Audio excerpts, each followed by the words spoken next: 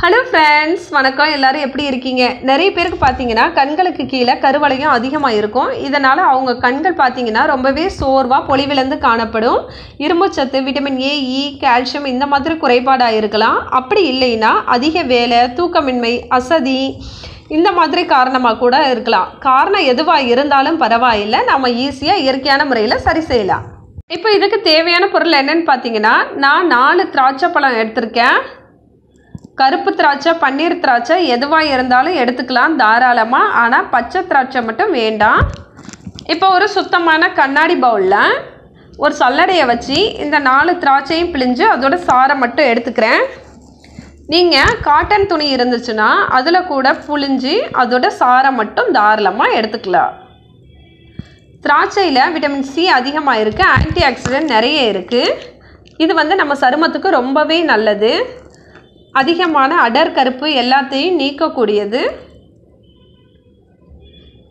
இப்போ நல்லா பிழிஞ்சு சாறை எடுத்தாச்சு. அடுத்து ஒரு துண்டு சோற்றுக்கற்றாழை எடுத்து அதோட சைடில் இருக்க அந்த முட்களை எல்லாம் நீக்கிட்டு சதை பகுதியை மட்டும் ஒரு 2-3 தடவை நல்லா கழுவிடுங்க தண்ணியில். அதுக்கப்புறமா இந்த மாதிரி நல்லா புழிஞ்சு விட்டிங்கன்னா அதோட சாறு மட்டும் இறங்கும்ல, அதை மட்டும் எடுத்துக்கலாம். தயவு செஞ்சு கடையில் வாங்குகிற அந்த ஜெல்லை இதுக்கு பயன்படுத்த வேணாம். ஃப்ரெஷ்ஷான சோற்றுக்கற்றாழை இருந்தால் பயன்படுத்துங்க, இல்லைன்னா பரவாயில்லை விட்டுறலாம். வெறும் திராட்சை சாறு மட்டும் போதுமானது. ஏன்னா சோற்றுக்கற்றாழை நம்ம சருமத்துக்கு ரொம்பவே நல்லது. இது ஈரப்பதத்தை கொடுக்கக்கூடியது. அடுத்து இது கூட விளக்கெண்ணெயை நான் 5 சொட்டு சேர்த்துக்கிறேன். அவசியம் ஆனால் விளக்கெண்ணெய் சேர்த்துக்கங்க. 5 சொட்டு சேர்த்தா போதுமானது. ஏன்னா இது கண்களில் எரிச்சல், வலி, அப்புறமா நிறைய பேர் பார்த்தீங்கன்னா கண்கள் செவந்திருக்கும். இதெல்லாம் இருந்துச்சுன்னா இதை போடும்போது கண்டிப்பாக சரியாயிரும். கண்கள் ரொம்பவே குளிர்ச்சியாக பார்க்குறதுக்கு ரொம்ப பிரகாசமாக இருக்கிற மாதிரி இருக்கும். அடுத்து இது கூட ஒரு சிட்டிகை அளவுக்கு கஸ்தூரி மஞ்சள் சேர்த்துக்கங்க.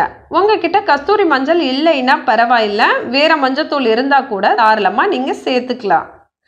இப்போ இது எல்லாத்தையும் ஒன்று சேர்த்து நல்லா கலந்துருங்க. கொஞ்சம் திக்காக வரும். இது எல்லாத்தையும் நம்ம ஒன்று சேர்த்து கலக்கும்போது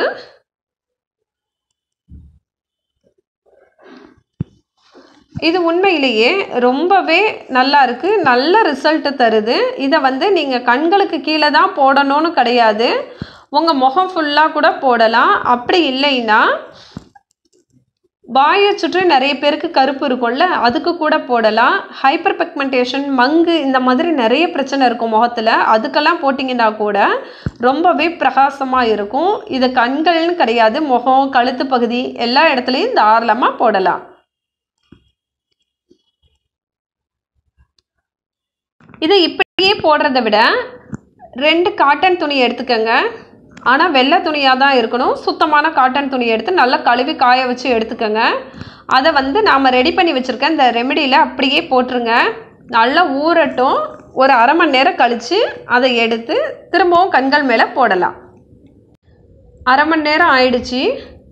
இப்போது அந்த சாறு எல்லாமே இந்த துணியில் இறங்கியிருக்கு. இதை மாதிரி போடும்போது கண்டிப்பாக நல்ல ரிசல்ட் கிடைக்கும். தினமும் 2 தடவை செஞ்சு பார்த்தீங்கன்னா உங்களுக்கே மாற்றம் தெரியும். ஏன்னா கண்களை சுற்றியுள்ள தோல் ரொம்பவே மென்மையானது. நம்ம சாதாரணமாக போடுறத விட இந்த மாதிரி துணியில் நினச்சி போடும்போது பார்த்தீங்கன்னா இந்த துணியில் ஈரம் இருக்கிற வரைக்கும் இது நம்ம கண்களையே இருக்கும். இதனால் பார்த்தீங்கன்னா கண்களில் அந்த எரிச்சல், சூடு நிறைய பேருக்கு அதிகமாக இருக்கும். கண்கள் சிவந்து போகும். அதே மாதிரி கண் வலி, கண்களை சுற்றி இருக்கிற கருவளையம் இது எல்லாமே சீக்கிரமே மறைய ஆரம்பிச்சிரும். ரொம்ப நல்ல ரிசல்ட் கொடுக்கும். இப்போ போட்டு அரை மணி நேரம் தான் ஆகுது. இப்போவே பார்த்தீங்கன்னா துணியில் ஈரப்பதமெல்லாம் இல்லை. ஏன்னா அந்தளவுக்கு அவனோட கண்கள் ரொம்பவே சூடாக இருந்துச்சு. இப்போ இதை நான் எடுத்து காட்டுறேன் பாருங்கள், எந்த அளவுக்கு நல்லா பளிச்சுன்னு பிரகாசமாக இருக்குன்னு. இதனால் பார்த்தீங்கன்னா கண்கள் ரொம்பவே புத்துணர்ச்சியாக இருக்கிற மாதிரி இருக்கும்.